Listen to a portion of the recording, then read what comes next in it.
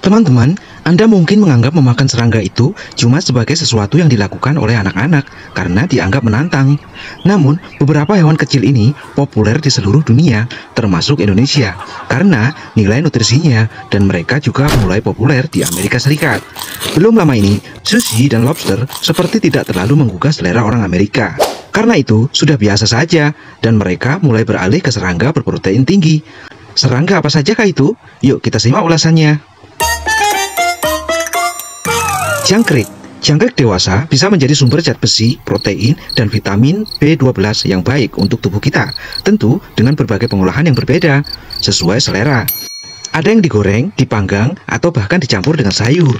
Mungkin yang paling tidak terlihat adalah ketika mereka digiling menjadi bubuk yang ditambahkan ke protein tepung.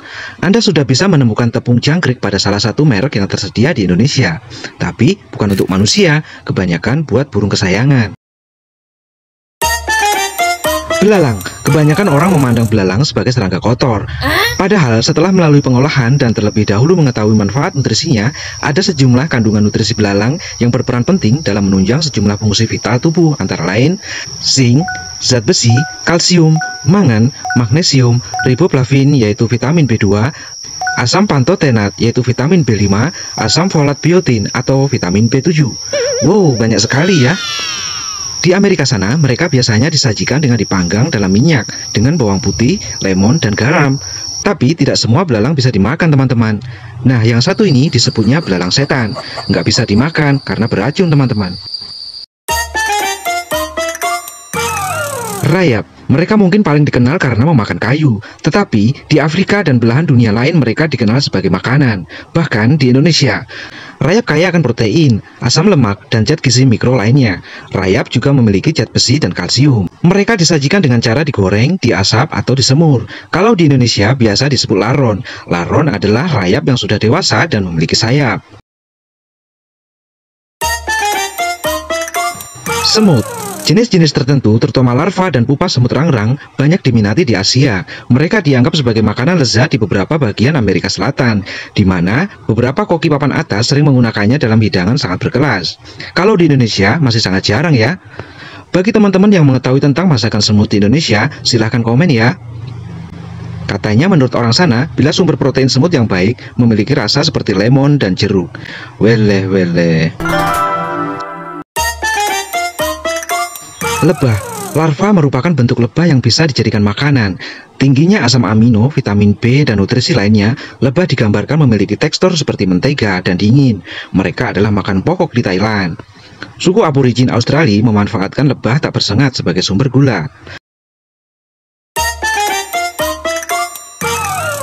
Kumbang kelapa. Kumbang dengan ciri tanduk yang panjang, badan yang keras, serta bentuknya yang mirip seperti badak, dalam ukuran kecil ternyata lazim dikonsumsi di beberapa negara, bahkan di beberapa daerah di Amazon, Afrika, serta daerah berhutan lainnya. Spesies kumbang yang satu ini seringkali dikunyah mentah-mentah.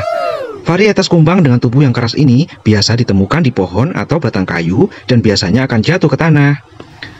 Bahkan untuk penduduk asli Amerika Serikat, kumbang kelapa akan dipanggang dan dimakan seperti popcorn.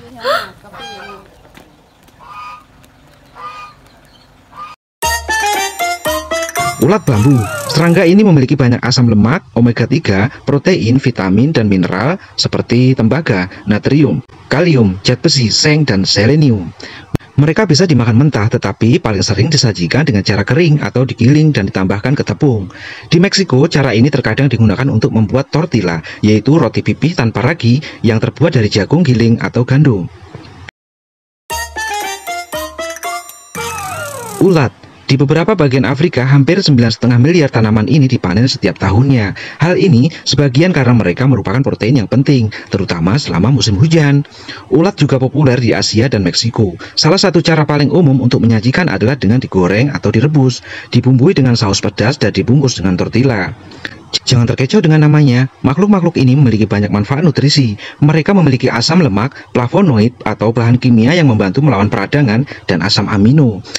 Mereka juga kaya akan mineral seperti zat besi, kalium, dan fosfor.